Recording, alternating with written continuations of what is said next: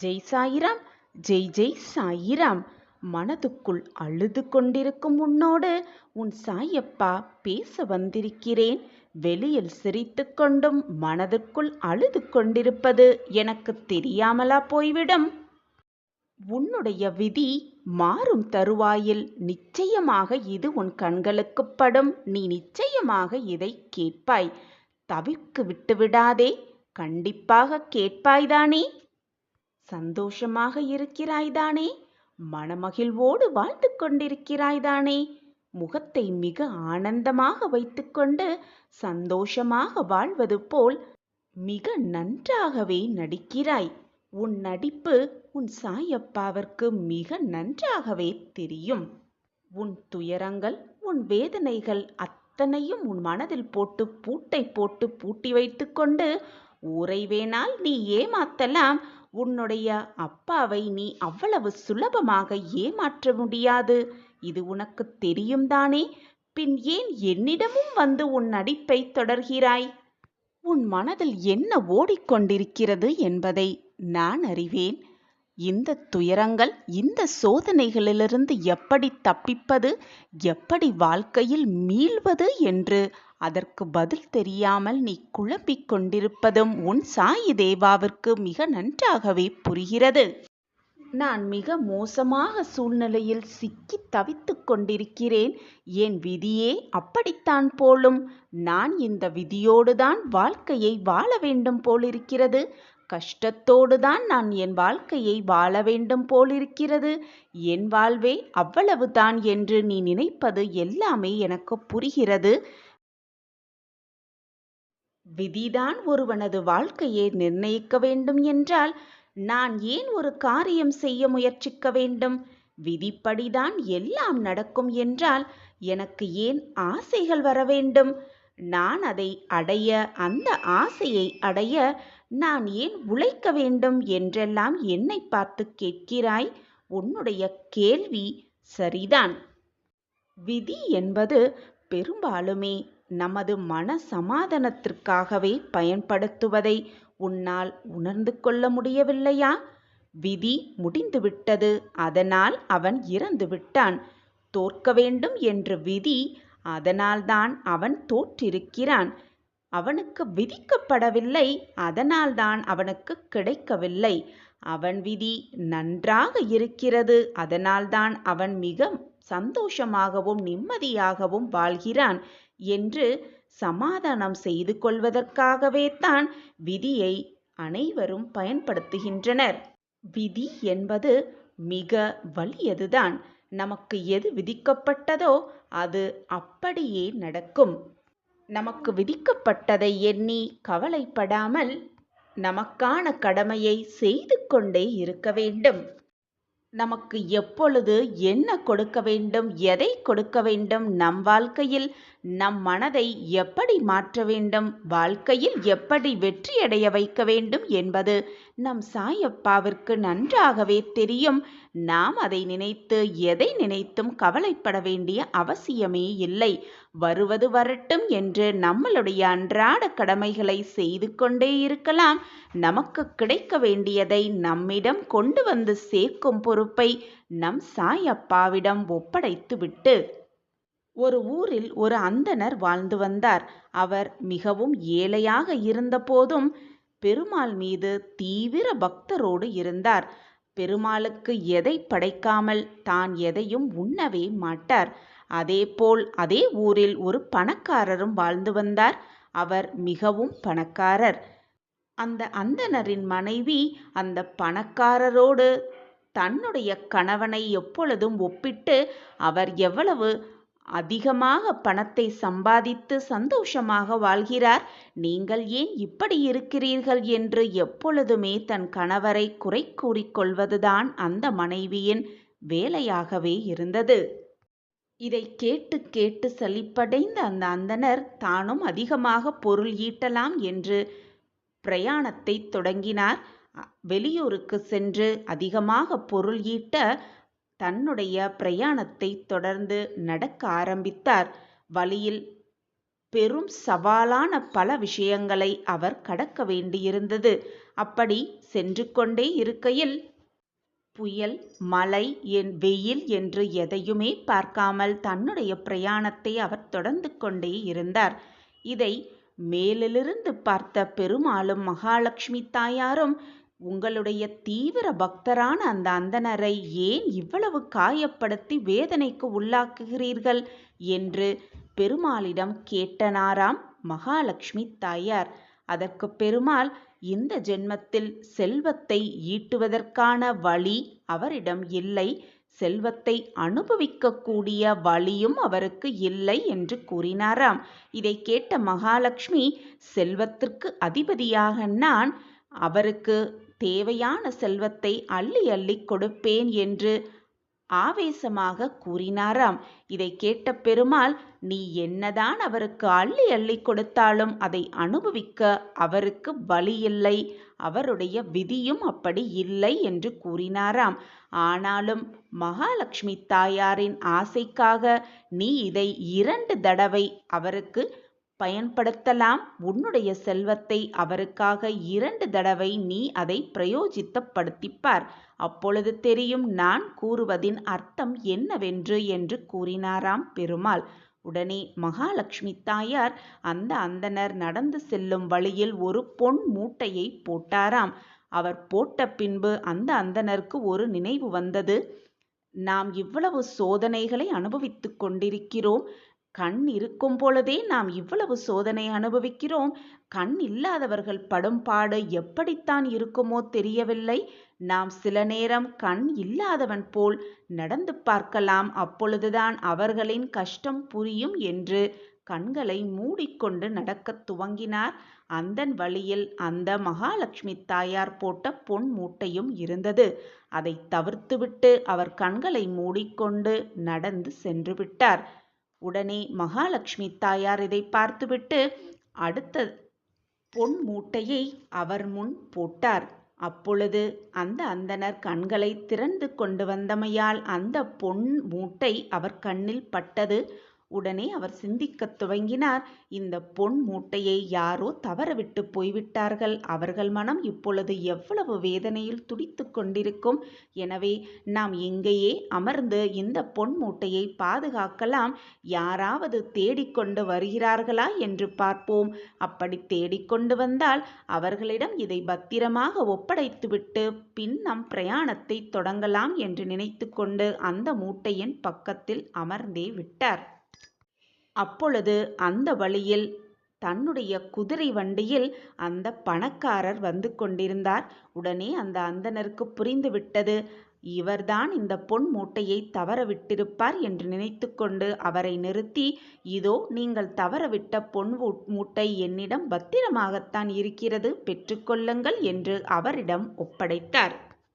இதை அனைத்தையும் பார்த்து கொண்டிருக்கும் மகாலட்சுமி தாயாருக்கு அப்பொழுதுதான் பெருமாள் சொன்ன வார்த்தைகளின் அர்த்தம் புரிந்தது. என்னதான் செல்வம் கொட்டி கிடந்தாலும் அதை அனுபவிக்க வேண்டிய விதி இருந்தால்தான் அதை அனுபவிக்க முடியும் என்பது அப்பொழுது விளங்கியது. பூர்வ ஜென்மத்தில் செய்த பாவ புண்ணியத்தின் கணக்குப்படிதான் இந்த பிறவியில் இன்பத்தையும் துன்பத்தையும் அனுபவித்தாக வேண்டும். நம் கர்மாவை நாம் கழித்தேதான் ஆக வேண்டும். விதி வலியதுதான் என்பது அப்பொழுதுதான் புரிந்தது. நம் விதியும் வலியதுதான். பூர்வ ஜென்ம புண்ணியத்தின்படிதான் இன்பத் துன்பத்தை அனுபவிக்க வேண்டும். நமக்கு விதிக்கப்பட்டது நிச்சயமாக நம்மிடம் வந்துதான் சேரும். அதை நாம் அனுபவித்துதான் ஆக வேண்டும். நம்மளுடைய விதி மாறும் தருவாயில் நிச்சயமாக நமக்கு என்று எழுதப்பட்டது இன்பமாக இருந்தாலும் சரி துன்பமாக இருந்தாலும் சரி அதை நம்மிடம் கொண்டு வந்து சேர்ப்பார் சாயிநாதர். உன்னுடைய எண்ணங்கள், செயல்கள், பேச்சுகள் அனைத்துமே எவ்வித எண்ணத்தை வட்டமிட்டு கொண்டிருக்கிறதோ அது நல்லதாகவோ இருந்தாலும் சரி தீயதாகவும் இருந்தாலும் சரி எதை சுற்றி வட்டமிட்டு கொண்டே இருக்கிறதோ அதுதான் உன் வாழ்வில் கண்டிப்பாக நடக்கும். அதுவே உன் வாழ்வில் நிச்சயமாக நடந்தே தீரும். எனவே உனக்கு தேவையானதை மட்டுமே சிந்தனை செய்து கொண்டு அதை பற்றி மட்டுமே பேசிக்கொண்டு அதை பற்றி மட்டுமே எண்ணிக்கொண்டிரு. நீ நினைத்தது போலவே உன் வாழ்வு எல்லாமே உனக்கு சாதகமாக நடக்கும். சாதகமாக நடக்கும்படி உன் சாயப்பா நான் பார்த்து கொள்கிறேன். உனக்கான ஒரு நல்ல நிகழ்வை, நற்செய்தியை உனக்கு கொடுப்பதற்காகவே உன்னை தேடி வந்திருக்கிறேன். என்னை உதாசீனப்படுத்தி விடாதே. இனி உன் மனம் நோகும்படி எதுவுமே நடக்காது, நடக்கவும் நான் விட்டுவிட மாட்டேன். நிராகரிக்காமல் நம்பிக்கையோடு இதை கேட்டுக்கொண்டிருக்கும் என் பிள்ளையே, இனி உன் மனம் நோகும்படி எதுவுமே நடக்காது. உன் வாழ்க்கைக்கான நல்லது கண்டிப்பாக உன்னை வந்து சேரும். நான் அதை உன்னிடம் சேர்த்து வைப்பேன். நீ நடப்பது, நீ விரும்பியது, நீ ஆசைப்பட்டது உனக்கு நடக்க வேண்டுமென்றால், கிடைக்க வேண்டுமென்றால், தவறான எண்ணங்களை நினைத்து முடங்கி கிடந்தால் எதுவுமே உனக்கு கைகூடாது. எது நடக்க வேண்டுமோ அது நடந்து விட்டதைப் போல ஒரு கற்பனை தோற்றத்தை உன் மனதில் உருவெடுத்துப் பார். நீ நினைத்தது எல்லாமே உனக்கு சாதகமாக நகழும், சாதகமாகவே நிகழும். வெற்றி பெற வேண்டும் என்று நினைத்து கொண்டிருப்பவன், வெற்றி பெற வேண்டும் என்ற நோக்கத்தோடு இருப்பவன் ஓட்டப்பந்தயத்தில் ஓட வேண்டும். வெளியே நின்று கொண்டு என்ன நடக்கிறது என்று பார்த்து கொண்டே இருப்பவனை விட எது நடந்தாலும் பரவாயில்லை என்று ஓட்டப்பந்தயத்தில் கலந்து கொள்பவன்தான் வெற்றி என்னும் இலக்கை அடைய முடியும். அதை விட்டுவிட்டு வெளியே நின்று கொண்டு விமர்சனம் செய்து மட்டும் கொண்டே இருந்தால் எதுவுமே அடைய முடியாது, எதையுமே பெற்றுவிடவும் முடியாது. வாழ்க்கை என்னும் ஓட்டப்பந்தயத்தில் ஓடிக்கொண்டே இருந்தால்தான் வெற்றி என்னும் இலக்கை மிக சுலபமாக நாம் எட்டி பிடிக்கலாம்.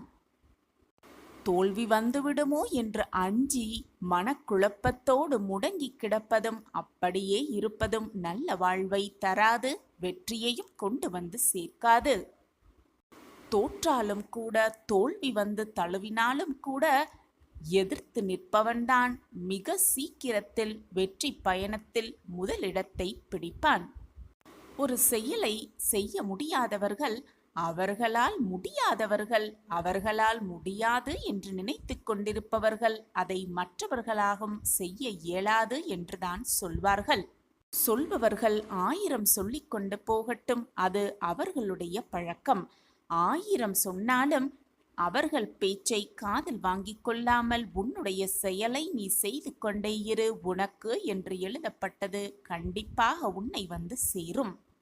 சில நேரங்களில் எதை பற்றுமே சிந்திக்காமல் பொருத்தமான உன்னுடைய வழியில் நீ சென்று கொண்டே இரு. உன்னுடைய பாதையில் பயணத்தை மேற்கொண்டே இரு. எது நடந்தாலும், யார் என்ன சொன்னாலும் அப்படியே தடங்கி நின்று விடாதே. தடங்கள் 1000 வந்தாலும் அப்படியே நின்று விடாதே. முன்னேறிக்கொண்டே இரு. உனக்கானது நிச்சயமாக உன்னை வந்து சேரும். வெற்றி உனக்கே. இனி உன் வாழ்வு ஒளிமயமாகவே மாறும். உனக்கு தகுந்த மாதிரி உன் வாழ்க்கையும் மாறிவிடும். இனி உன் மனம் நோகும்படி ஒன்றுமே நடக்காது, எதுவுமே நடக்கவும் முடியாது. கவலைப்படாதே. உன்னுடைய இந்த நிலை கூடிய விரைவில் மாறும். எதற்குமே கவலைப்படாதே. நீ செல்வ செழிப்போடு சகல சௌபாக்கியத்தையும் பெற்றுக்கொண்டு வளமாகவும் நலமாகவும் வாழ்வாய். நம்பிக்கையே இல்லாமல் நீ எதை செய்தாலும் அது உனக்கு வெற்றியை கொண்டு வந்து சேர்க்காது. யாராக இருப்பினும் என்னை புரிந்து கொள்ளாமல் என் மனதை நோகடித்து கொண்டே இருக்கிறார்களே என்று வருந்தாதே. நான் அவர்களை பார்த்து கொள்கிறேன். உன்னுடைய கோரிக்கைகள் எல்லாமே நிறைவேறப் போகிறது. உன் கனவுகளெல்லாம் மெய்ப்படப் போகிறது. வசதி வாய்ப்புகளெல்லாம் பல மடங்கு பெருகி நீடூழி வாழப் போகிறாய். உன்னை எந்த நேரத்திலும் நான் கைவிட மாட்டேன், விட்டுவிடவும் மாட்டேன். உனக்காகிறது என்பது, உனக்கான ஒன்று தாமதமாக கிடைக்கிறது என்றால், அல்லது நிராகரிக்கப்படுகிறது என்றால், அல்லது உன்னிடம் இருந்து அது தடுக்கப்படுகிறது என்றால், அதைவிட பிரம்மாண்டமான ஒன்று உன் கைகளில் சேரப்போகிறது. தடுக்கப்பட்டது உனக்கு தேவையில்லாதது என்பதை தீர்க்கமாக நம்பு. உனக்கு தடுக்கப்பட்டதை விட மேலாத ஒன்றை நான் உனக்கு ஏற்பாடு செய்து கொண்டிருக்கிறேன். அந்த ஏற்பாடுக்காகத்தான் இந்த கால தாமதமும் தடங்கல்களும் ஏற்பட்டிருக்கிறது என்பதை நம்பிக்கையோடு நம்பு. குழந்தையே, நீ நான் பெற்றெடுத்த என் அன்பு பொக்கிஷம் அல்லவா? நீ என்னுடைய செல்லமான பிள்ளை. உன்னை விட்டு நான் விலகுவேன் என்று எப்படி நீ நினைக்கலாம்? காரணமில்லாமல் உன் அப்பா உன் கண்களுக்கு தெரிந்திருக்க மாட்டேன். இன்று காட்சி கொடுத்திருக்கிறேன். ஏதோ ஒரு காரணத்திற்காகத்தான் உன் கண்களுக்கு உன் அப்பா பட்டிருக்கிறேன் என்பது புரிகிறதா? அதை உணர்ந்து கொள்ளும் நேரமும் உனக்கு நெருங்கி வரப்போகிறது.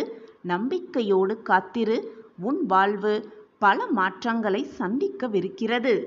நீ புண்ணியம் செய்த பாக்கியசாலி. அதனால்தான் உன் அப்பாவின் கண்கள் உன்மேல் பட்டிருக்கிறது. உன்னை வலுப்படுத்தவே, உன்னை வளர்ச்சியின் பாதையில் அழைத்து செல்லவே உன் சாயப்பா உன் வீட்டிற்கே வந்திருக்கிறேன். நீ அறிந்ததெல்லாம் இந்த ஒரு ஜென்மத்தில்தான் உன் அப்பா உன்னோடு இருக்கிறேன் என்பதை தான் அறிந்து கொண்டிருக்கிறாய். ஆனால் அப்படியல்ல. பல ஜென்மங்களாக நான் உன்னுடன் பயணித்து கொண்டுதான் இருக்கிறேன். உன் உயிரின் அகண்டமாய் உன்னுள் தான் நான் இருந்து கொண்டிருக்கிறேன். உனக்கானது அனைத்தும் உன்னிடம் வந்து சேரும். இதுவரை பொறுமையாக காத்திருந்தாயல்லவா? இன்னும் சிறிது காலமே உன் வாழ்க்கையில் பல நல்ல நல்ல மாற்றங்கள் ஒவ்வொன்றாக நிகழும். அந்த மாற்றத்தை கண்குளிர காணப்போகிறாய். அதிசயத்தில் ஆர்ப்பரித்து குதிக்கப் போகிறாய். ஓடோடி வந்து உன் சாயிநாதருக்கு நன்றி மேல் நன்றி சொல்லத்தான் போகிறாய். இது நடக்கும், நிச்சயமாக நடக்கும். இன்னும் கொஞ்சம் காலம் பொறுத்துக்கொள் என் கண்மணியே. உன்னை புறக்கணித்தவர்கள், நீ வேண்டாம் என்று உதறி சென்றவர்கள், நீ காட்டிய அன்பே மேலான அன்பு என்பதை புரிந்து கொண்டு உன்னிடம் ஓடி வந்து சேரும் காலம் வெகு தொலைவில் இல்லை. நீ காட்டிய அன்பிற்காக ஏங்கி, உன்னுடைய பாசத்திற்காக உன்னை ஓடி வருவார்கள், தேடி வருவார்கள். உன் ரணப்பட்ட மனதிற்கு மருந்தாக பல அதிசயங்களை நான் கொடுக்கவிருக்கிறேன். அந்த அதிசயம் உன்னிடம் வந்து சேரும் பொழுது உன் மனதை சந்தோஷமாகவும் மிக ஆனந்தமாகவும் வைத்துக்கொள். அப்பொழுதுதான் இரட்டிப்பு மகிழ்ச்சி, இரட்டிப்பு சந்தோஷத்தை உன்னால் உணர்ந்து கொள்ள முடியும்.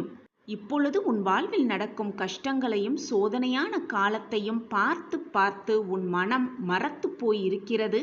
அந்த மனத்தை முதலில் தூய்மைப்படுத்து, நிம்மதியாக்கு, சந்தோஷப்படுத்த முயற்சி செய். அப்பொழுதுதான் உனக்கான சந்தோஷம், மகிழ்ச்சி, ஆனந்தம், அற்புதம் எல்லாம் ஒன்று சேர்ந்து வரும் பொழுது உன்னால் மிக ஆனந்தமாக சந்தோஷமாக அதை ஏற்றுக்கொண்டு வாழ முடியும். நிம்மதியை தேடி தேடி எங்குமே அலையாதே. அது உன்னில்தான் இருக்கிறது. உன் மனதை முதலில் நிம்மதியாக வைத்துக்கொள்ள பழகு. முடிந்ததை நினைத்து நினைத்து வருந்தாதே. இனி வரப்போவதை நினைத்து நினைத்து பயப்படவும் செய்யாதே. இந்த நொடி மகிழ்ச்சியாக இரு. தொழிலில் முன்னேற்றமில்லாத ஒரு சூழ்நிலை, கடன் பிரச்சனை வேறு, எதை எடுத்தாலும் தோல்வி, மன கவலைகள், எதை எடுத்தாலும் தடங்கல்கள், மன போராட்டம், இப்படி எல்லாமே எனக்கு எதிராக நடந்து கொண்டிருக்கிறது. இது மட்டுமல்லாமல் உடல் நிலையில் வேறு பல பிரச்சனைகள் என்னை வாட்டி வதைக்கிறதே. எனக்கு நல்ல காலம் பிறக்கவே பிறக்காதா? என் வாழ்க்கையில் நல்லது நடக்கவே நடக்காதா என்று நீ என்னிடம் கேட்ட அத்தனை கேள்விக்கும் ஒரு நல்ல பதிலோடு உன் சாயப்பா வந்திருக்கிறேன். எதற்காகவும் வருத்தப்படாதே. மனதை போட்டு குழப்பியும் கொள்ளாதே.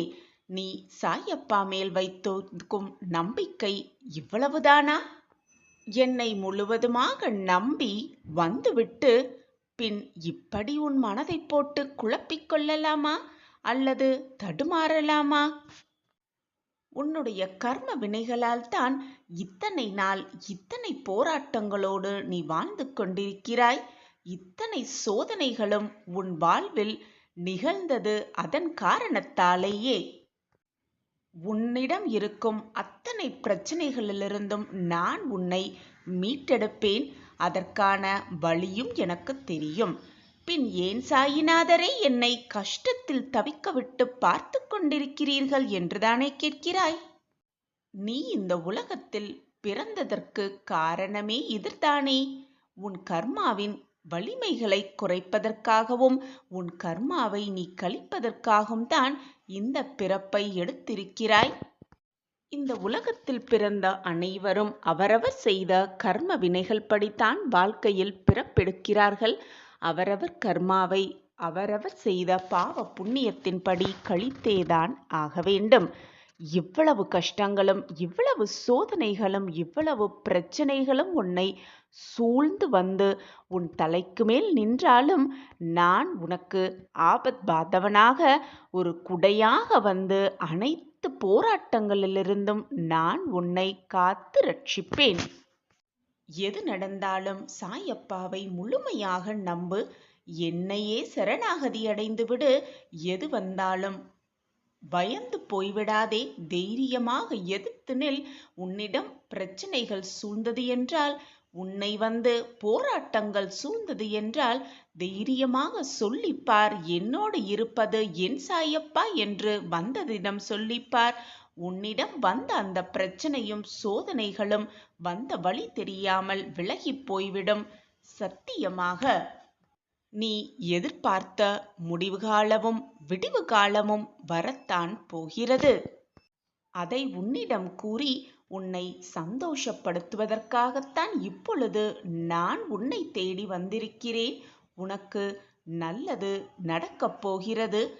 நல்லது மட்டுமே உன் வாழ்வில் சூழ்ந்து இருக்கப் போகிறது. நம் வாழ்க்கையிலா இந்த அதிசயங்கள் எல்லாம் நடக்கிறது என்று நீயே ஆச்சரியப்படும் அளவிற்கு உனக்குள் நல்ல நல்ல மாற்றங்களும் ஏற்றங்களும் நிகழப் போகிறது.